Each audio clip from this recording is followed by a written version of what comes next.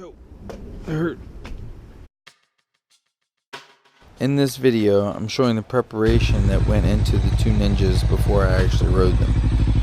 Fortunately, I thought about this video after most of the Ninja 300 was complete, so I didn't get a lot of video of the progress. I had to replace the forks, had to replace the left rear set,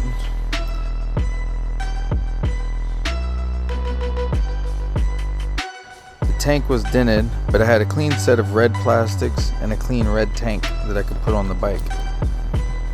I replaced the broken right clip-on, and I straightened the left bent clip-on. So, this is what we got. This one doesn't have a fender yet. I've got the fender, let's just have to put it on there. Both these bikes have been down. This one's, I gotta put the cover on here. It's not perfect, but I have to say I'm not really impressed with the way this bike's put together. It's like underneath this plastic, but this plastic has to come off, which goes all the way down here. And so you have to take all this off in order to get this to pull, but you gotta take this off. So you gotta take this off here in order to get this to pull here. What I do like about it is that in order for the seat to come off, you take the rear seat off, but down inside of here there's this little cable right there. You pull that and the seat comes off. And I was like, this is awesome. You're on the side of the road and you can take your seat off, quickly get to the battery. You don't have to have tools like that. The toolkit's underneath here.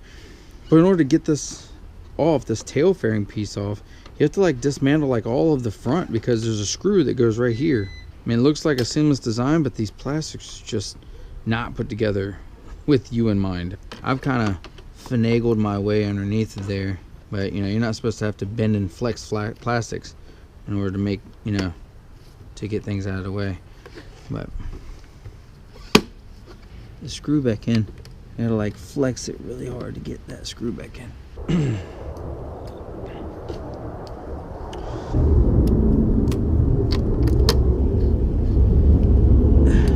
We need a 4 and a 3.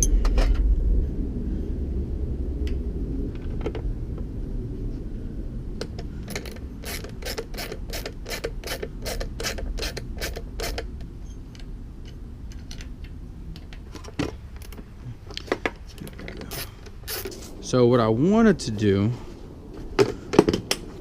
was make sure the upgrades to the 400 wasn't lost from the 300.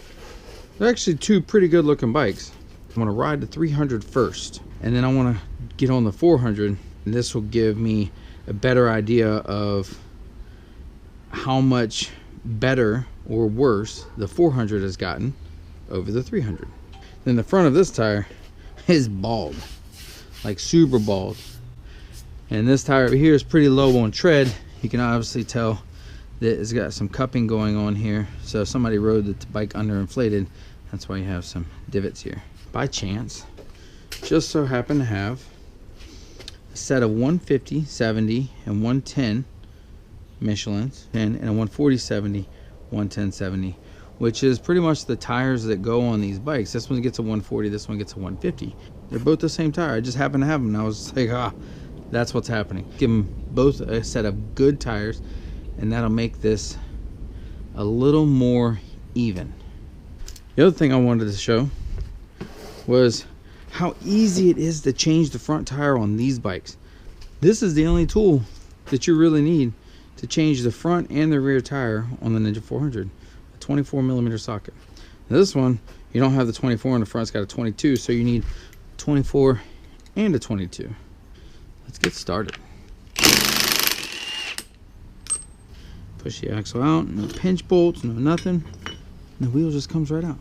Because it only has one caliper, you can move the wheel to the side and just pull it right out. You can do it with that stand. I'm not sure that I can do it with this stand.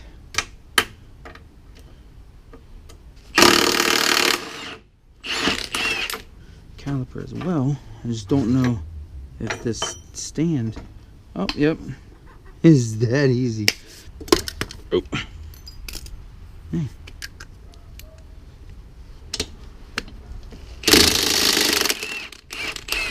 You take your foot and you stick it underneath of it, you can pick your toes up and it takes the weight of the wheel off of the axle. And you can get the axle out. Like that. Chain needs a little bit of lube there. It didn't really give the 400 an upgraded swing arm, so this happens still when you're trying to put the wheel back in. These are falling out and everything. So I can say that I'm not too thrilled that they didn't do something a little more secure with this.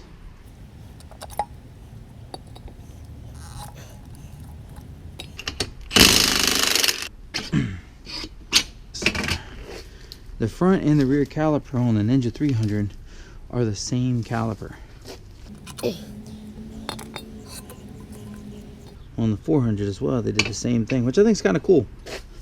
All right, so let's get started.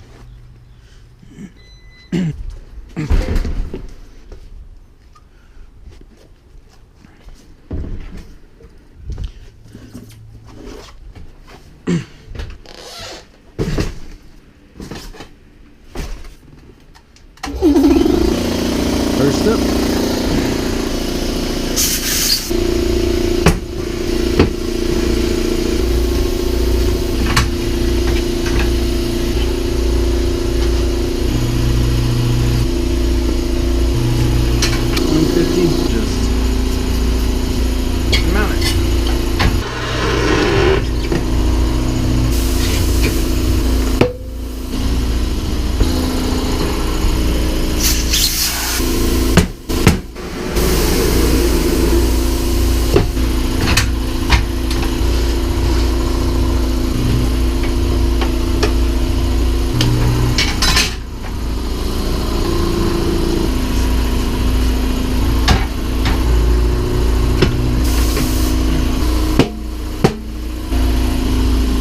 two, three.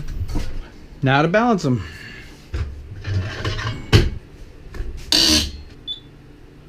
That's one rim. Two. Three.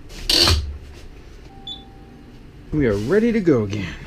300, Ninja 400, 300, Ninja 400.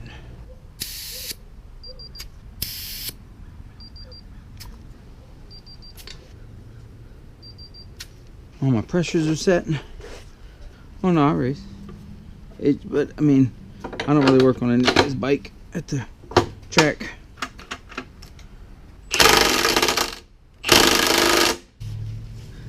Like I said before, get your foot underneath of the wheel, and that'll help you support the wheel. See, everything's lined up. You shove the axle through. Boom. This front's on. So fast, so easy. And make sure this thing doesn't fall out. Get my foot underneath the wheel. Pick it up. Get that brake guide in line.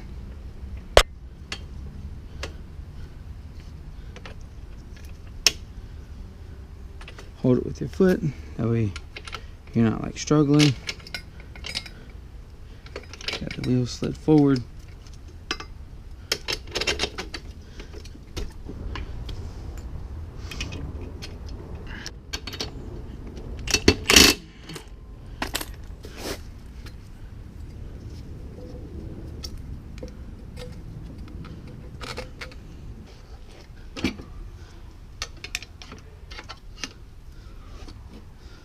There we go.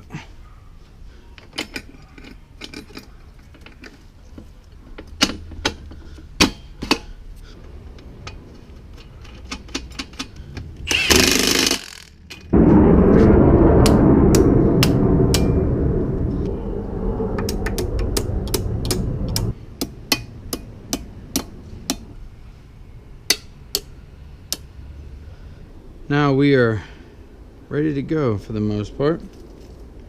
The Ninja 300 and the Ninja 400. Now, battery was dead on this one, so I'm charging it right now. But